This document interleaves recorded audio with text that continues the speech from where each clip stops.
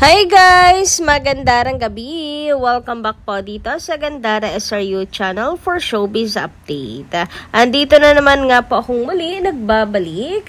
Ang nagmamaganda ninyo kachismosang Kim Pao, wala na nga pong iba si Gandara upang magatid sa inyo ng latest update and fresh happenings patungkol kina Kim Chiu and Paolo Avellino.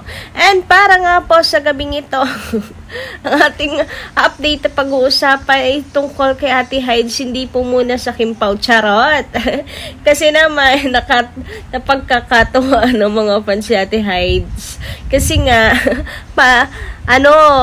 hindi na alam ko sino yung kanyang dapat bantayan, si Paolo ba o si Kim Chiu, charot. Hindi na kasi mapaghiwalay yung dalawa.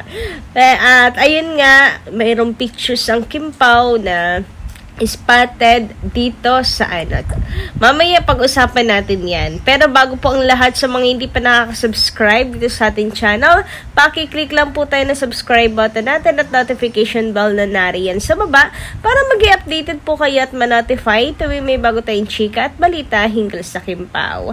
Basta mga balita po na may kinalaman kina Kim Chiu and Paolo Avellino, sagot na natin yan. And eto na nga, ang larawan na kumakalat at mainit na pinag-uusapan sa social media, pag-usapan na rin natin ngayon. And eto yung pic na medyo hindi naman malinaw, pero kasi ang mga fans kilala na si Paolo Avellino parang ultimo ata anino ni Paolo Avellino, kilala na ng mga fans, araw-araw ba naman parang tanod na nakabantay talaga sa mga update kina Kim and Paolo. Sino Chan ang parang mga tanod din na talagang nakaabang, nakabantay sa mga updates sa kanilang dalawa. Sino naman dito yung parang mga investigador na kung walang mahanap na ayuda ay panay ang imbestiga?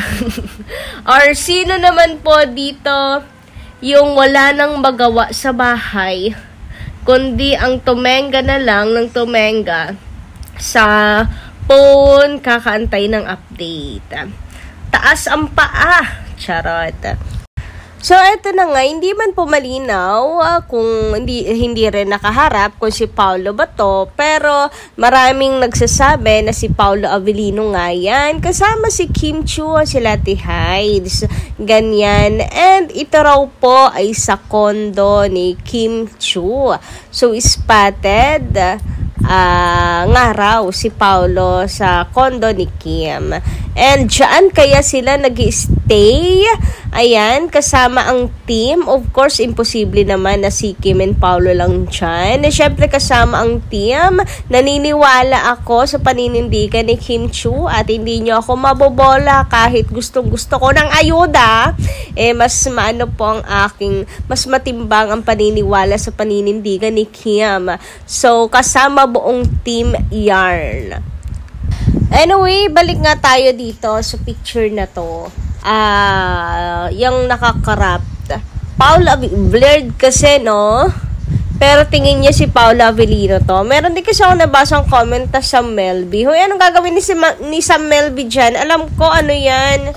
Alam ko kasama siya sa cast, pero kasama ni Kim and Ate Hides, tapos hindi naman sila nagtitaping dito. Hindi naman to, ang tawag doon, yung action, hindi naman ongoing, hindi naman naka-roll yung camera. Anong gagawin ni Sam Melby doon? Liligawan si Kim Chiu kasi wala na sila naka-trayon. Ay naku, ano na naman kalokohan yan. Pati nga si Kim Pao Green Heart Unity, naloka na rin talaga. So, ayan nga, sino ang nagsabi na si Sam yan? Tigil kayo dyan, wag gawa ng issues. Paolo Avellino yan. O diba nakakaloka naman kasi talaga. Lahat na lang ba talaga? Lahat na lang. Mapapaano ka na lang talaga sarap kukurutin talaga. Lahat na lang kasi gustong gawa ng issues. But anyway, sabi naman dito ni Florida Galapate, magandang gabi, Madam Florida. Flotilda pala. Madam Flotilda, shout out. Wag po i-compare kasi hindi po sila magka-level. wag na din idikit. Kasi napag-uusapan tuloy si Nuno. Hindi naman siya mapag-uusapan pwera lang kapag gantong dinadami si Kimi. Hay! Sana wala na pong ganto. Pagka magkaiba po sila ng pat na tinatahak. Yun na nga medyo lumalayo na rin nga yung isa. Hindi medyo, lumalayo na talaga isa. Malayo na may sarili ng mundo. Ang Kim Pao, may sarili na ring mundo. And malinaw sa lahat ng mga tao na Paulo and is wala. Tapos na, Kim Pao ang meron. So, I don't know bakit yung iba, sila yung nai-insecure para kay Kim Chiu. But syempre, ilan lang naman yun sa atin. Bilang lang naman yung mga toxic fans na gano'n. Pero, dito sa kabila, talagang lahat papansinin kay Kim. Sana, matuto po tayong makontento sa kung anong kayang ibigay ng ating mga idols. At saka, wala naman kasing masama tungkol sa haircut. Pati ako pwede magpagupit ng ganyan. Either sino po ang nauna sa kanilang dalawa. Walang problema po yun. Kung kaya namang dalhin, why not? Diba? So, no issues tayo. Si Kimi, alam naman natin na hindi talaga gustong magpagupit niyan. It's just para sa kanilang professionalism ang tawag dito kay Kim. Na para sa kanilang series na gagawin. Saludo Kim Chiu, talagang napaka-dedicated sa trabaho. Kung ano yung kailangan sa series, ibibigay sa ikagaganda ng palabas. Samantala, sabi naman po dito ng isa pa nating komentar na si Madam Andre. Ayan, Madam po ba, sir? Basta shoutout po sa inyo. Matagal lang po natin yan taga-subaybay. Haha, Miss Gandara, napatawa mo ako sa ganda ni Kimi. Hindi ko nga ma-imagine yung self-control na ginagawa ni Paulo, lalo na at may kissing scene or intimate scene silang dalawa. Naalala ko ang sinabi ni Paulo na masarap halikan ang taong mahal niya. That alone, pag-amin na ni Paulo. Yung sa interview niya about kissing scenes, okay. Doon muna tayo sa ganda ni Kim Chiu. Totoo yan. Di ba nga sabi ko, paano mo nakakaya? Sobrang ganda ng Diyos hawa mo. Sobrang ganda ni Kim. As in, bagay yung haircut, yung lips, it's giving talaga. Tapos may patattoo dito, bumagay siya. Ang classy, talagang ligawin yung dating ni Kim Chiu. Sobrang ganda.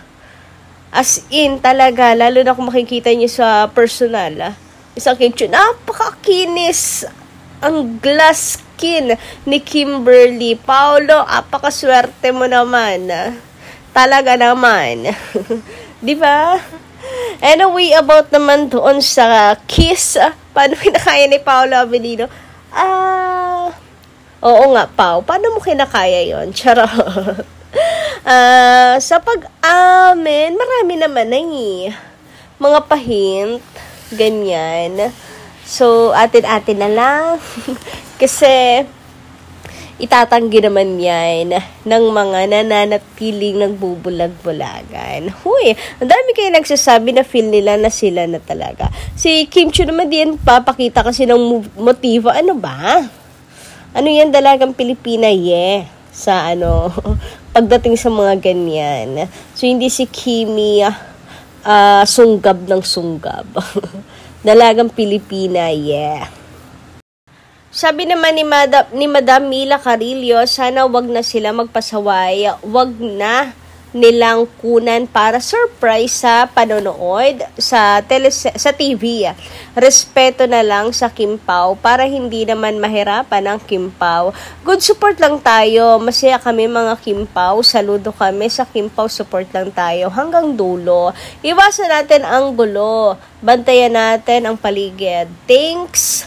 yung Lord lagi. Nakagabay si Lord. Nakinig naman po sila, madam. Nakakaano nga miss din ang mga ayudas. Pero kung iisipin mo naman na nire-respect mo and para sa kagaganda, para sa inaabangan at hinihiling natin na magandang proyekto, next project ng Kimpaw, ay okay na din na magtiis na wala munang ayuda, tipid ayuda muna ang Kimpaw. Okay lang din para masaya at may thrill. Talaga lalo na ganto suspense, romance, yung genre na kanilang series. Ay, nako, super excited much talaga. Hindi yun dapat masira. After the pakiusap naman, ayun, at tahimik na sa SOCMED. So, yun lang po muna ang ating update, no, this evening. So, pa-comment lang po dyan sa baba na inyo pong mga reactions. Hanggang dito lang muna. Kita-kits tayo sa susunod kong balita. Maraming salamat. Chismis pala.